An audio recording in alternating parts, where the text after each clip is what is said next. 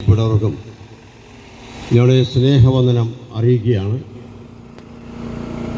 ഞങ്ങൾ ഇവിടെ അറിയിച്ച പ്രകാരം ലഹരി വിരുദ്ധ സുവിശേഷ ഒരു സന്ദേശയാത്രയാണ്. അത് ഞങ്ങളിന്നിവിടെ രാവിലെ ആരംഭിക്കുകയാണ്. നിങ്ങൾക്ക് എല്ലാവർക്കും അറിയാവുന്നതുപോലെ ഇന്നും നാളെയും അടുത്ത ഞായറാഴ്ച ദിവസവും വളരെ പ്രാധാന്യമുള്ളതായ ഒരു ദിവസമായി നമ്മളെല്ലാവരും ചിന്തിക്കുകയാണ്. കാരണം ഇന്ന് പെസഹ വ്യാഴാഴ്ചയാണ്. നമുക്കെല്ലാവർക്കും അറിയാം, കർത്താവായ യേശുക്രിസ്തുവിനെ ക്രൂശിക്കുന്നതിൻ്റെ തലേ ദിവസം യേശുക്രിസ്തു തൻ്റെ ശിഷ്യന്മാരുമായി ഒരുമിച്ച് കൂടി അന്ത്യ അത്താഴം കഴിക്കുകയും യേശു കർത്താവ് ശിഷ്യന്മാരുടെ കാലുകൾ കഴുകുകയും മറ്റും ചെയ്ത ഒരു പ്രത്യേകമായ ദിനമാണ്. അതിന് പെസഹ വ്യാഴാഴ്ച എന്ന് പറയുന്നു. വെള്ളിയാഴ്ച കർത്താവായ യേശുക്രിസ്തു ക്രൂശിൽ മരിച്ചു. ഞായറാഴ്ച ഉയർപ്പിൻ്റെ ദിവസമായി നമ്മൾ കണക്കാക്കുന്നു. പ്രത്യേകമായ ഒരു ഒറ്റ ചിന്തയിൽ നമ്മൾ പലപ്പോഴും ചിന്തിക്കുന്നത് ക്രൈസ്തവരുടെ പ്രത്യേകമായ ദിനങ്ങളായിട്ട് നമ്മൾ ചിന്തിക്കും. വ്യക്തിപരമായി ആ അഭിപ്രായത്തോട് ഞാൻ യോജിക്കുന്നില്ല. കാരണം കർത്താവായ യേശുക്രിസ്തു ഈ ഭൂമിയിൽ ജനിച്ചു തന്നെ സർവ്വജനത്തിനും ഉണ്ടാകുവാനുള്ള ഒരു മഹാസന്തോഷമായിട്ട് യേശുക്രിസ്തു ജനിച്ചിരിക്കുന്നു എന്നാണ് പറയുന്നത്. നമുക്ക് വേദപുസ്തകത്തിൽ കാണുവാൻ കഴിയുന്നുണ്ട്. സർവ്വജനത്തിനും എന്ന് പറയുമ്പോൾ ഏതെങ്കിലും ഒരു പ്രത്യേകമായ രാജ്യത്തിന് വേണ്ടിയോ ഒരു പ്രത്യേകമായ ജനസമൂഹത്തിന് വേണ്ടിയോ ഒരു ഗ്രൂപ്പിന് വേണ്ടിയല്ല, ഈ ലോകത്തിൽ കാണുന്ന സകല ജനത്തിനും. അതുപോലെ തന്നെ കർത്താവായ യേശുക്രിസ്തു ക്രൂശിക്കപ്പെട്ട് താൻ സ്വർഗത്തിലേക്ക് എടുക്കപ്പെടുന്നതിന് മുമ്പായിട്ട് യേശു കർത്താവ് പറഞ്ഞു, നിങ്ങൾ ഭൂലോകത്തിലൊക്കെയും പോയി സകല സൃഷ്ടിയോടും സുവിശേഷം പറയണം. അതുകൊണ്ട് കർത്താവായ യേശുക്രിസ്തു പറഞ്ഞിരിക്കുന്ന പ്രകാരം അത് വിശ്വസിക്കുന്നതായ ജനങ്ങൾ, പ്രിയപ്പെട്ടവർ, അത് അറിയിച്ചുകൊണ്ടേയിരിക്കുന്നു. ഈ നൂറ്റാണ്ടിൽ ഇന്നും ഇത് അറിയിച്ചുകൊണ്ടിരിക്കുന്നു. ഇതിലെ യാഥാർത്ഥ്യങ്ങൾ അനേക ആളുകൾ മനസ്സിലാക്കിയതിന് ശേഷം യേശുക്രിസ്തുവിനെ ഫോളോ ചെയ്യുന്ന ധാരാളം ആൾക്കാരുണ്ട്. ഞാൻ പറഞ്ഞ പ്രകാരം ഒരു മതത്തിൻ്റെ ദൈവമായിട്ടോ പ്രത്യേക വിഭാഗത്തിൻ്റെതായിട്ടല്ല കർത്താവായ യേശുക്രിസ്തു സകല ജനത്തിനും വേണ്ടിയുള്ളതാകയാൽ ഈ വെള്ളൂരിൻ്റെ ഈ പ്രദേശത്തുള്ള പ്രിയപ്പെട്ടവർക്കും ആ സന്ദേശം ആവശ്യമായിരിക്കുന്നു എന്ന് മനസ്സിലാക്കുകയാണ്. പ്രത്യേകിച്ച് ഞങ്ങൾ ലഹരി വിരുദ്ധ സുവിശേഷ സന്ദേശയാത്രയെന്നാണ് പറഞ്ഞത്. വാസ്തവത്തിൽ ഇന്നത്തെ നമ്മൾ ജീവിക്കുന്ന നമ്മൾ പ്രത്യേകമായ കാലഘട്ടത്തിൽ ലഹരി പദാർത്ഥങ്ങളുടെ അമിതമായിരിക്കുന്ന ഉപയോഗം കാണുവാനും കഴിയും. എൻ്റെ ചെറുപ്പകാലത്ത് മദ്യം ഉപയോഗിക്കുന്ന പല പ്രിയപ്പെടും പ്രായമുള്ള ചില ആളുകൾ ആയിരുന്നു. ഇന്ന് വളരെ തീരെ പ്രായം കുറഞ്ഞ വ്യക്തികൾ എന്ന് മാത്രമല്ല, പെൺകുട്ടികളും കോളേജ് സ്റ്റുഡൻസും ഒക്കെ ഈ മദ്യത്തിൽ നിന്ന് അടിമയായിരിക്കുന്നു. ഞങ്ങൾ ഇങ്ങനെ പറയും, ഇത് പാപത്തിൻ്റെ ഒരു ഫലമാണ്. പാപം മനുഷ്യന് ഉള്ളതുകൊണ്ടാണ് ഇങ്ങനെയുള്ളതായ തെറ്റായ പ്രവണതകൾ ചെയ്യുന്നത്. ഞങ്ങൾ വളരെ വിനീതമായി ഞങ്ങൾ പ്രിയപ്പെട്ടവരായ നിങ്ങളോട് പറയുന്നു, മദ്യം നമുക്ക് ഒരിക്കലും സമാധാനമോ സന്തോഷമോ ഒരു നിലയിലും തരികയില്ല. അത് നിങ്ങളെ നശിപ്പിക്കും. ആത്മനഷ്ടമാണ്, മാനനഷ്ടമാണ്, പണനഷ്ടമാണ്. അതൊരിക്കലും മദ്യപാനം ഏതെങ്കിലും ഗുണം ശരീരത്തിനോ മനസ്സിനോ കുടുംബത്തിനോ ഉണ്ടാകുന്നില്ല. കുടുംബ കലഹങ്ങളും കൊലപാതകങ്ങളും അനുദിനം വർദ്ധിക്കുന്നത് കൊണ്ട് മനുഷ്യനിൽ കുടികൊള്ളുന്ന പാപമാണ് ഇതിനെല്ലാം കാരണമെന്ന് ഞങ്ങൾ പറയുമ്പോൾ ചില ആളുകൾ പറയും, അവർ സ്ഥിരം പറയുന്നതാണ് പാപികൾ പാപികൾ പാപികൾ. പാപികളെ പിന്നെ പാപമല്ലാതെ പറയാൻ സാധിക്കും? നമ്മൾ ആകാശത്തേക്ക് നോക്കുമ്പോൾ സൂര്യനെ കാണാം. സൂര്യനെ കണ്ടിട്ട് സൂര്യൻ എന്ന് പറയുന്നത് തെറ്റെന്താ? അല്ലെങ്കിൽ വ്യാഴാഴ്ച എന്ന് പറഞ്ഞാൽ എന്താ തെറ്റ്? യാഥാർത്ഥ്യങ്ങളെപ്പോഴും യാഥാർത്ഥ്യം തന്നെയാണ്. നിങ്ങളെന്നെ ശ്രദ്ധിക്കുകയാണെങ്കിൽ ഞാനൊരു വളരെ വിലപ്പെട്ട സത്യം പറയാം. എന്നാണ് പാപം? പാപം എന്ന് പറയുന്നത് ജന്മനാ തന്നെ മനുഷ്യൻ പാപത്തെ ജനിക്കുന്നു എന്നാണ് വിശുദ്ധ വേദപുസ്തകം പറയുന്നത്. ഈ പാപം മനുഷ്യന് ഉള്ളതുകൊണ്ടാണ് പാപപ്രവർത്തികൾ ചെയ്ത് ജീവിക്കുന്നത്. അതിൻ്റെ ഒരു ഭാഗമാണ് ലഹരി പദാർത്ഥങ്ങൾ ഉപയോഗിക്കുന്നത്. അപ്പോൾ പാപം എന്ന് പറയുന്നത് മനസ്സിലാകുന്നതിന് വേണ്ടി ഒരു ചെറിയ ഉദാഹരണം ഞാൻ പറയാം. പറയാൻ കാരണം നമ്മുടെ കുട്ടികളൊക്കെയും മദ്യപിക്കുന്നത് സാഹചര്യം കൊണ്ടാണ്, വളർത്തുന്നതിൻ്റെ ദോഷമാണ്, കൂട്ടുകാരുടെ ദോഷമാണ്. ഞാൻ ഉദാഹരണം പറയാം. ഒരു ചെടിച്ചട്ടിയിൽ ഒരു കുരുമുളകിൻ്റെ തണ്ട് വെച്ചിട്ട് അതിന് പഞ്ചസാരയും തേനും അതുപോലെ മധുര പല ഏതെങ്കിലും സാധനങ്ങൾ ഓരോ ദിവസവും ഒഴിച്ചു കൊടുത്തിട്ട് അതിൽ കുരുമുളക് ഉണ്ടാകുമ്പോൾ ആ കുരുമുളകിന് മധുരം ഉണ്ടാകുമോ? വളർത്തിയത്, അതിന് വളർന്നു വരുവാൻ സഹായിച്ചത് ഓരോ ദിവസവും പഞ്ചസാര കലക്കി ഒഴിച്ചതാണ്. പക്ഷേ അതിൻ്റെ മുളവിൽ എരിവ്. ഈ എരിവ് എവിടെ നിന്ന് വന്നു? അതിന് ആദ്യമായ ആ ചെടിയിൽ നിന്ന് ആരംഭിച്ച ആ എരിവ് തലമുറകൾ മാറി മാറി മാറി മാറി വന്നിട്ട് ഇവിടെ പഞ്ചസാര ഇട്ടാലും നല്ല നിലയിൽ വളർത്തിയാലും എല്ലാം മനുഷ്യന് പാപമുള്ളത് കൊണ്ട് ആ പാപത്തിൻ്റെ അനന്തരഫലമാകുന്ന ഒരുപാട് വിഷയാദികൾ ഒരു വിഷയമാണ് മദ്യപാനം, ലഹരി പദാർത്ഥങ്ങൾ ഉപയോഗിക്കുന്നത്. ഞങ്ങളിത് പറയുവാൻ പ്രത്യേകമായ കാരണം ഞങ്ങളിൽ പലരും ഒരു കാലത്ത് മദ്യപിക്കുകയും വഴക്കുണ്ടാക്കുകയും ചിലപ്പോഴൊക്കെ ആത്മഹത്യ ചെയ്താൽ കൊള്ളാമെന്നൊക്കെയും ആഗ്രഹിച്ചിട്ടുള്ള വ്യക്തികളാണ് ഞങ്ങളിൽ പലരും. എന്നാൽ ഒരു കാലത്ത് ഞങ്ങൾ കർത്താവായ യേശു ക്രിസ്തുവിൽ വിശ്വസിപ്പാനും ഞങ്ങളുടെ പാപങ്ങൾ ദൈവസേനയിൽ ഏറ്റുപറഞ്ഞ് ഉപേക്ഷിച്ചിട്ട് എന്ന് പറഞ്ഞാൽ ഞങ്ങളുടെ ഭാഷയിൽ പറഞ്ഞാൽ അല്ലെങ്കിൽ ബൈബിൾ ഭാഷയിൽ പറഞ്ഞാൽ മാനസാന്തരം എന്ന് പറയും.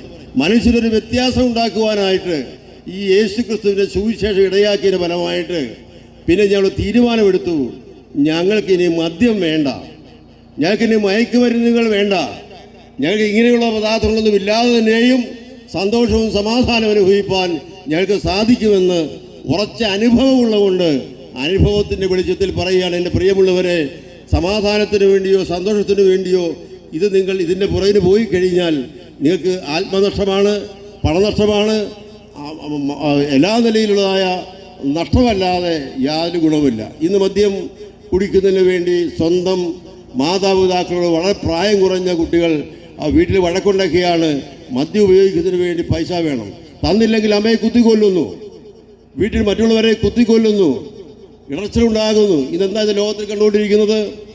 മക്കളെ വലിച്ചെറിയുന്നു, മക്കളെ നദിയിലേക്ക് വലിച്ചെറിയുന്നു, കൂടെ ചാടുന്നു. എന്തുകൊണ്ടാണ് ഇതിനെല്ലാം കാരണം? മനുഷ്യരിൽ കുരുകൊള്ളുന്ന പാപത്തിൻ്റെ അനന്തരഫലമായിട്ട് അവർക്ക് സമാധാനം കണ്ടെത്തുവാൻ കഴിയാതെ, എങ്ങും ഒരു മറുപടി കാണുവാൻ കഴിയാതെ ഭാരപ്പെടുന്നതിൻ്റെ ഫലമായിട്ട് എന്നാൽ എൻ്റെ ജീവിതം അവസാനിപ്പിച്ചേക്കാം, എങ്ങും ഒരു സൊല്യൂഷൻ കണ്ടെത്തുന്നില്ല. പ്രിയമുള്ളവർ, ഇന്ന് ഈ പലക്കാരും ഞങ്ങൾ പറയുന്നു, കർത്താവായ യേശു ക്രിസ്തു ഇപ്രകാരം പറയുകയുണ്ടായി, എൻ്റെ സമാധാനം ഞാൻ നിങ്ങൾക്ക് തന്നേച്ചു പോകുന്നു. പ്രയോജനോൾ തന്നെയുമല്ല, ഞാനോ ലോക അവസാനത്തോളം നിങ്ങളുടെ കൂടെ ഇരിക്കാവുന്നു. ലോകത്തിൽ ജനിച്ചിട്ടുള്ള മനുഷ്യവർഗത്തിൽ മനുഷ്യനായി ജനിച്ചിട്ടുള്ള ഏതെങ്കിലും പ്രിയപ്പെട്ടവർ മരണാനന്തര ശേഷവും ഞാൻ നിങ്ങളോട് ഇരിക്കാമെന്ന് പറയുന്നുണ്ടോ? അത് ഞങ്ങൾ പ്രസംഗിക്കുക കർത്താവായ യേശു ക്രിസ്തു മാത്രമേ പറഞ്ഞിട്ടുള്ളൂ. എൻ്റെ സമാധാനം ഞങ്ങൾ തരുന്നുവെന്ന് മാത്രമല്ല, ഞാൻ എപ്പോഴും നിങ്ങളുടെ കൂടെ ഉണ്ടായിരിക്കും.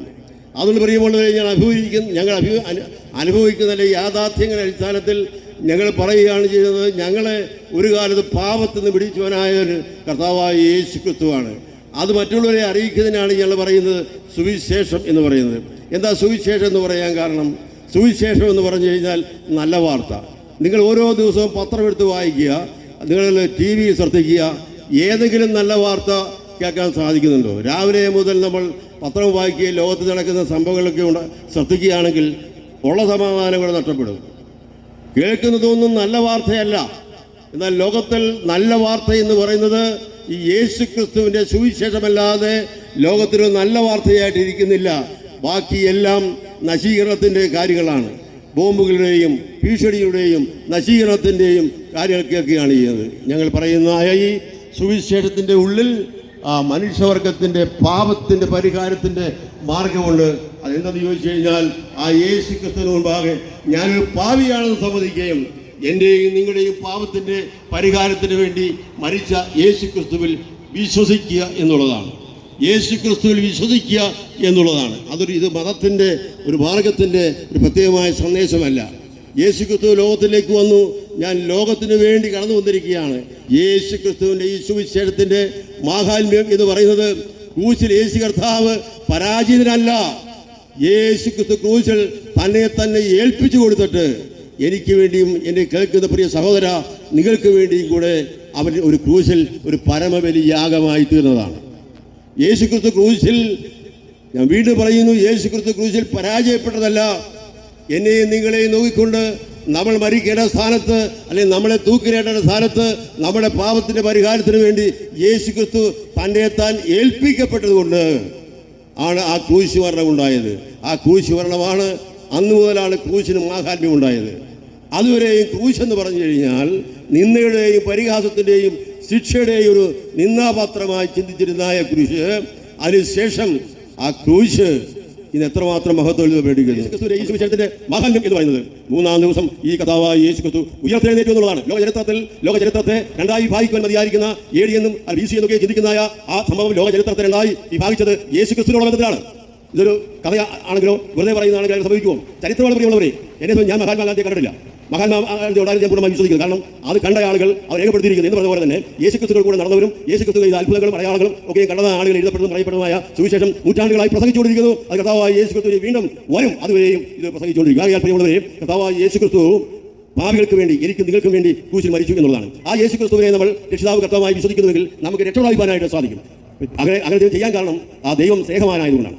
സ്നേഹവാനായ ഒരു ദൈവത്തെ കാണാൻ സാധിക്കുന്നത്. തന്റെ ഏകജാതനായ പുത്രനെ വിശ്വസിക്കുന്ന ദൈവനും നശിച്ചു പോകാതെ നിത്യജീവൻ പ്രാപിക്കുന്നതിന് ദൈവം അവനെ നൽകുവാൻ തക്കവണ്ണം ലോകത്തെ സ്നേഹിച്ചു. ഈ ലോകത്തെ സ്നേഹിച്ചുകൊണ്ട് ആ സൃഷ്ടിതാവായ ദൈവം തന്റെ ആ സ്നേഹത്തിന്റെ ഒരു വെളിപ്പെടുത്തലായിരുന്നു. ആ ദൈവം തന്നെ ഒരു മനുഷ്യനായി ഈ ലോകത്തിലേക്ക് വന്നിട്ട് നമുക്ക് വേണ്ടി പാപത്തിന് പരിഹാരം വരുത്തുവാനിടയായി. എന്നെ കേൾക്കുന്ന പ്രിയമുള്ളവരെ, നിങ്ങളുടെ ജീവിതത്തിൽ ഉളവലമായിരിക്കുന്ന പാപത്തിന്റെ ആ കാലത്തിന്റെ ഏക പരിഹാരം യേശു ക്രിസ്തു അത് ക്രൂശിൽ നിവർത്തിച്ച് കഴിച്ചിരിക്കുന്നു.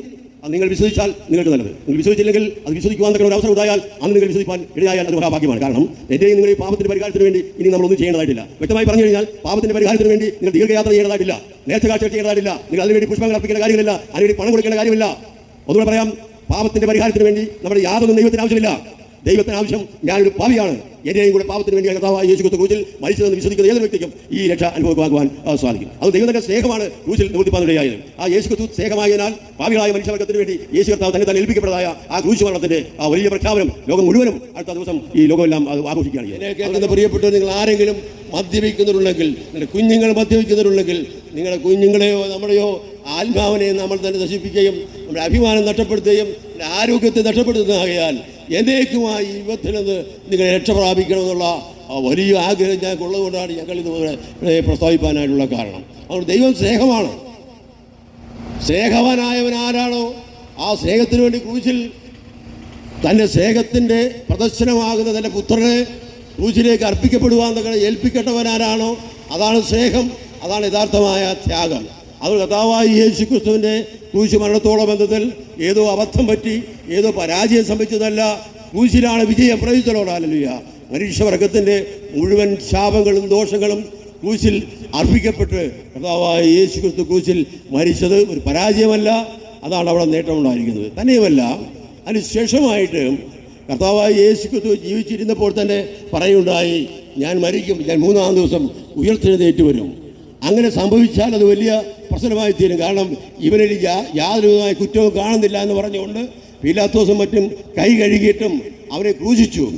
എന്നാൽ അവനിനി ഉയർത്തു വരാൻ പാടില്ല എന്ന് കരുതിയിട്ട് റോമ ഗവൺമെൻറ് മുദ്രയടിക്കപ്പെട്ട് ആ കല്ലറ വളരെയധികമായി ഉറപ്പിച്ച് അവൻ ഉയർത്തു വരുവാൻ പാടില്ല എന്നുള്ള നിലയിൽ കല്ലറ വളരെയധികമായി ഉറപ്പിച്ചു വെച്ചിട്ടും 3-ാം ദിവസം യേശു ക്രിസ്തു ഉയർത്തു വന്നു. അതാണ് അടുത്ത ഞായറാഴ്ച ലോകം മുഴുവനും ആചരിക്കാൻ പോകുന്നത്. നിങ്ങൾ വിശ്വസിച്ചാലും വിശ്വസിച്ചില്ലെങ്കിലും യേശു ക്രിസ്തു മരിച്ചു, യേശു ക്രിസ്തു ക്രൂശിൽ കല്ലറയിൽ അടക്കപ്പെട്ടു. ആ യേശു ക്രിസ്തു 3-ാം ദിവസം ഉയർത്തെഴുന്നേറ്റു.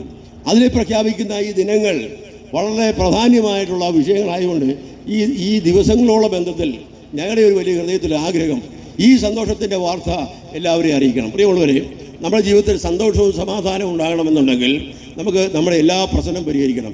ഞാനൊരു കാര്യം പറയാം, നമ്മുടെ എല്ലാ പ്രശ്നങ്ങളും ഒരു കാലത്തും പരിഹരിക്കപ്പെടാൻ പോകുന്നില്ല. ഒന്ന് മാറി പ്രശ്നങ്ങൾ വർദ്ധിക്കുകയും പ്രായമാകുമ്പോൾ രോഗികളായി തീരുകയും ഒരിക്കൽ നമ്മൾ മരിക്കുകയും ചെയ്തു. ഒരൊറ്റ ചോദ്യം, ഒരിക്കൽ വേദപുസ്തകത്തിൽ ഒരു വ്യക്തി ഇഷ്ടംപോലെ സമ്പാദിച്ച് എല്ലാം കൂട്ടിവെച്ചതിന് ശേഷം അദ്ദേഹത്തോട് തന്നെ പറയുണ്ടായി, തിന്നുക, കുടിക്കുക, ആനന്ദിക്കുക. തിന്നുക, കുടിക്കുക, ആനന്ദിക്കുക. പ്രിയമുള്ളവരെ, ഇന്ന് ലോകത്തിൻ്റെ ദൃഷ്ടിയിലേക്ക് നോക്കിയാൽ യൗവനക്കാരായിരിക്കുന്ന ആളുകൾ പ്രത്യേകിച്ച് തിന്നുക, കുടിക്കുക, ആനന്ദിക്കുക. ആനന്ദത്തിന് വേണ്ടി ഏത് കൊളരാത്തതായ ഏത് ശാപദോഷ പ്രവർത്തനം ഇടപെടുവാൻ യാതൊരു മടിയുമില്ല. പ്രിയമുള്ളവരെ, മദ്യപാനം അത് വിശുദ്ധ വേദോത്തിൽ വളരെ വ്യക്തമായി പറഞ്ഞിരിക്കുന്ന കാര്യമാണ്. ഒരു മനുഷ്യൻ പറയുകയാണെന്ന് തിന്നുക, കുടിക്കുക, ആനന്ദിക്കുക. ആ മനുഷ്യനൊരു ചോദ്യം, ഹേ മനുഷ്യ, ഇന്ന് രാത്രി നിന്റെ ജീവനെ ചോദിച്ചാൽ നിന്റെ അന്ത്യം എന്താകും? ഇതാണ് പ്രശ്നം. നമ്മൾ പല പല കണക്കൂട്ടുകൾ കൂട്ടും, പല പല കാര്യങ്ങൾ നമ്മൾ ചെയ്യുന്നു. നീ നാളെ ജീവിച്ചിരിക്കുമോ, ഇന്നത്തെ വയ്യാറായ സമയം നമ്മൾ കാണുമോ എന്ന് ചിന്തിക്കുന്നുണ്ടോ? ഇന്ന് രാത്രി അല്ലെങ്കിൽ ഉച്ച കഴിഞ്ഞ് നീ മരിച്ചാൽ നിന്റെ അവസ്ഥ എന്തായിത്തീരും? ഞാൻ പറയാം എന്തായിത്തീരുമെന്ന്. നീ പാപിയായി മരിക്കുന്നുവെങ്കിൽ ഒരു ദിവസം നിന്നെ അടക്കും, പിന്നൊരു ദിവസം നിന്നെ യേശു കർത്താവ് വിളിക്കും. ദൈവം ന്യായം വിധിക്കും. ന്യായം വിധിച്ചിട്ട് നിന്നെ നിത്യമായ നരകത്തിലേക്ക് പറഞ്ഞു വിടും. പാപത്തിൽ ജീവിച്ച് മരിക്കുന്ന ഏതൊരു വ്യക്തിക്കും വിശുദ്ധ വേദവസ്ഥ വളരെ വ്യക്തമായി പറയുന്നു, ആത്യന്തികമായി ആ വ്യക്തിക്ക് ലഭിക്കാൻ പോകുന്നത് നരകമാണ്. ഒരിക്കലും എൻ്റെ ഒരു സ്നേഹിതൻ ഒരിക്കൽ പറയുണ്ടായി. അത് വളരെ വിദ്യാസമ്പന്നമുള്ള മനുഷ്യനാണ്. അദ്ദേഹത്തിന് ദൈവത്തിൽ വലിയ വിശ്വാസമില്ല, മരണാനന്തരം ജീവിതത്തിൽ വലിയ വിശ്വാസമില്ല. പക്ഷേ അദ്ദേഹം ഒരു ദിവസം ചിന്തിച്ചുണ്ടായി, ഒരു വേള ഈ പറയുന്നതിൻ്റെ സത്യമാണെങ്കിൽ എൻ്റെ സ്ഥിതി എന്തായിത്തീരും? ഒരു വേള സ്വർഗവും നരകമൊന്നും ഇല്ല. ഈ മനുഷ്യൻ ചിന്തിച്ചു, ഒരു വേള സ്വർഗവും നരകവും ഉണ്ടാകുന്നുണ്ടെങ്കിൽ ഞാൻ എവിടെ പോകും? ഈ നിലയിൽ പോയാൽ ഞാൻ നരകത്തിൽ പോകും. അങ്ങനെ ആ വ്യക്തി മാനസാന്തരപ്പെട്ട് ഇവിടെ അദ്ദേഹം ഒരു പാസ്റ്ററായി നല്ല മനുഷ്യനായി മാറുകയായി. ആ വ്യക്തി എന്നോട് നേരിട്ട് പറഞ്ഞ സംഭവം. അതുകൊണ്ട് പ്രിയമുള്ളവരെ, നിങ്ങൾ വിശ്വസിച്ചാലും വിശ്വസിച്ചില്ലെങ്കിലും ഞാനും നിങ്ങൾ ഒരു ദിവസം മരിക്കും. മരിച്ചു കഴിഞ്ഞാൽ ഒരിക്കൽ ദൈവം നമ്മളെ ന്യായം വിധിക്കും. ന്യായം വിധിച്ചു കഴിയുമ്പോൾ നമ്മളെ നിത്യമായ നരകത്തിലേക്ക് തള്ളിവിടാതിരിക്കാൻ തക്കണം നമുക്ക് വേണ്ടി കാൽവരിക്കുറിച്ച് മരിച്ച കർത്താവായ യേശു ക്രിസ്തുവിൽ വിശ്വസിക്കുക. യേശുവേ, നീ എന്നെയും രക്ഷിക്കണമേ, ഞാനൊരു പാവിയാണ്, നിന്നെ ഞാൻ എൻ്റെ രക്ഷകനും ദൈവമായ എൻ്റെ ഹൃദയത്തിലേക്ക് സ്വീകരിക്കുന്നുവെന്ന് ജീവിതത്തിലെ ഏതൊരു സന്ദർഭത്തിൽ വിളിച്ചു പറഞ്ഞാലും ആ ദൈവം കേൾക്കും. കാൽവരിക്കുറിച്ച് കർത്താവായ യേശു കിടക്കുമ്പോൾ ഇരുവശവും കള്ളന്മാരായിരുന്നു. ഒരു കള്ളൻ പറഞ്ഞു, എന്നെയും കൂടെ ഓർത്തോളണമേ എന്ന് പറയുന്നുണ്ടായി. യേശു പറഞ്ഞു, നീ നിന്റെ കൂടെ പറഞ്ഞിരിക്കും. അപ്പോൾ നമ്മുടെ ജീവിതത്തിൻ്റെ ഏത് അവസാന നിമിഷമായാലും നമ്മളെ രക്ഷിക്കാൻ കഴിയുന്നവനായ ഒരുവനാണ് ദൈവം. കാരണം ദൈവമാണ് നമ്മളെ സൃഷ്ടിച്ചത്. ആ ദൈവത്തിന് നമ്മളെക്കുറിച്ച് ഉത്തരവാദിത്തമുണ്ട്. നമ്മുടെ ആത്മാവ് നരകത്തിലേക്ക് പോകാൻ പാടില്ല. അതുകൊണ്ട് പ്രിയമുള്ളവരെ, മദ്യപാനം പാവമാണ്, ലഹരി പദാർത്ഥങ്ങൾ പാവമാണ്, മറ്റനേക അനാശാസ്യ പ്രവർത്തന പാവമാണ്. അതിൽ നിന്ന് പരിപൂർണമായി വിടുതൽ പ്രാപിച്ച് മാനസാന്തരപ്പെട്ട് നല്ലവരായി ജീവിക്കാൻ തക്കണം യേശുവിൻ്റെ സുവിശേഷം നമ്മളെ സഹായിക്കും. അതുകൊണ്ടാണ് ഞങ്ങൾ ഓരോരുത്തരും ഇത് വിശ്വസിപ്പാൻ കഴിയാതിൻ്റെ ഫലമായിട്ട് ഞങ്ങളുടെ ജീവിതത്തിൽ നിന്ന് വലിയ സന്തോഷമുണ്ട്. യേശു ക്രിസ്തു ലോകത്തിൽ വന്നപ്പോൾ കടലിൽ കൂടെ നടന്നു, രോഗികളെ സൗഖ്യമാക്കി, മരിച്ചവർക്ക് ജീവൻ കൊടുത്തു. എന്നാൽ അതെല്ലാം ഉപരിയായിട്ട് യേശു കർത്താവ് ക്രൂശിൽ മരിച്ചു അടക്കപ്പെട്ട് മൂന്നാം ദിവസം ഉയർത്തു വന്നു എന്നുള്ളതാണ് ഞങ്ങളെ സംബന്ധിച്ച് വലിയ സന്തോഷം. ഇന്ന് ഞങ്ങൾ പാപികളല്ല, ഞങ്ങൾ മരിച്ചു കഴിഞ്ഞാൽ തീർച്ചയായിട്ടും സ്വർഗത്തിലേക്ക് ഞങ്ങൾ പോകും. ഇത് പരിപൂർണമായ വിശ്വാസവും ഉറപ്പും ആ സന്തോഷവും ആ സ്ഥിരതയും ഉള്ളതുകൊണ്ട് ഉള്ള വ്യക്തതയോടുകൂടി ഞങ്ങൾ പറയുകയാണ്, ഈ സുവിശേഷം ഇതൊരു ക്രൈസ്തവരുടെ മാർഗമല്ല, ഏതൊരു രാഷ്ട്രത്തിന് പ്രത്യേകമായ തത്വസംഹിതമല്ല. ലോക മനുഷ്യർക്ക് വേണ്ടി, മനുഷ്യവർഗത്തിന് വേണ്ടി ദൈവമൊരുക്കിയതായ ഈ മഹാസന്തോഷത്തിലേക്കും ഈ മഹാസമാധാനത്തിലേക്കും നിങ്ങളെ ആഹ്വാനം ചെയ്യുകയാണ്. ഒരിക്കൽ കൂടെ പറയുന്നു, ലഹരി പദാർത്ഥങ്ങൾ ഒരിക്കലും മനുഷ്യനെ ശാശ്വതമായ സന്തോഷത്തിലേക്കും സമാധാനത്തിലേക്കും നയിക്കുകയില്ല. എന്നാൽ മാനസാന്തരപ്പെട്ട് തീരുമാനമെടുത്ത് ഞാൻ ദൈവത്തോടിൻ്റെ ഒരു പൈതലായി ജീവിക്കുമെന്ന് തീരുമാനിച്ചു കഴിഞ്ഞാൽ എന്നേക്കുമായ നിന്റെ ജന്മപാപം, ആദാമ്യമായ പാപം പരിപൂർണമായി മായ്ച്ചു തരും. പിന്നെ നീ ഒരു പാവി അല്ല ദൈവത്തിന് മുൻപാകെ. എത്ര ഭാഗ്യമാണ്! ഇതുപോലെ ഈ ലോകത്ത് വലിയ ഭവനങ്ങൾ പണിതാലും ഈ ലോകത്ത് എല്ലാം സമ്പൽ സമൃദ്ധി ഉണ്ടായാലും സമാധാനമില്ലെങ്കിൽ എന്താ മനുഷ്യ? നീ ഇതിനെ കുടിക്കുക, ആനന്ദിക്കുക. ഇന്ന് രാത്രി നിന്റെ പ്രാണനെ ചോദിച്ചാൽ നീ എവിടെ ഇരിക്കും? ചിന്തിക്കുക. ഇന്ന് രാത്രി ഞാൻ മരിച്ചാൽ, ഉച്ച കഴിഞ്ഞ് ഞാൻ മരിച്ചാൽ എൻ്റെ അവസ്ഥ എന്തായിത്തീരും? അതുകൊണ്ട് പ്രിയമുള്ളവരെ, ഇത് നിങ്ങൾ സാരവൽക്കരിക്കരുത്. ഞാൻ ഞങ്ങളുടെ വാക്കിലൂടെ ഉപസംഹരിക്കുകയാണ് ചെയ്തത്. യേശു ക്രിസ്തു പാപികളെ രക്ഷിക്കുന്നു, യേശു ക്രിസ്തു രോഗികളെ സൗഖ്യമാക്കുന്നു, യേശു ക്രിസ്തു രാജാവായി വീണ്ടും വരുന്നത്. അതുകൊണ്ട് പ്രിയമുള്ളവരെ, ദൈവം സ്നേഹവാനാണ്. യേശു കർത്താവ് പാപത്തിൻ്റെ പരിഹാരനാണ്. ആ യേശു ക്രിസ്തുവിനെ നമ്മൾ ഹൃദയത്തിലേക്ക് സ്വീകരിച്ചു കഴിഞ്ഞാൽ ദൈവത്തിൻ്റെ മക്കളായി തീരുവാൻ സാധിക്കും. നിത്യമായ നരകത്തിൽ നിന്നും നിത്യമായ യാതനാസ്ഥലത്ത് നിന്നും പരിപൂർണമായ വിടുതലുണ്ട്. ഈ വലിയ വിടുതലും ആശ്വാസവും സമാധാനവും ജീവിതത്തിൽ ഉണ്ടാകുവാൻ അതിനുവേണ്ടി ഞാൻ ആശംസിക്കുകയും പ്രാർത്ഥിക്കുകയും ചെയ്തുകൊണ്ട് എൻ്റെ വാക്കിൽ ഞാൻ നിർമ്മിക്കുന്നു. ദൈവം നിങ്ങളെ അനുഗ്രഹിക്കുവാനാണ്.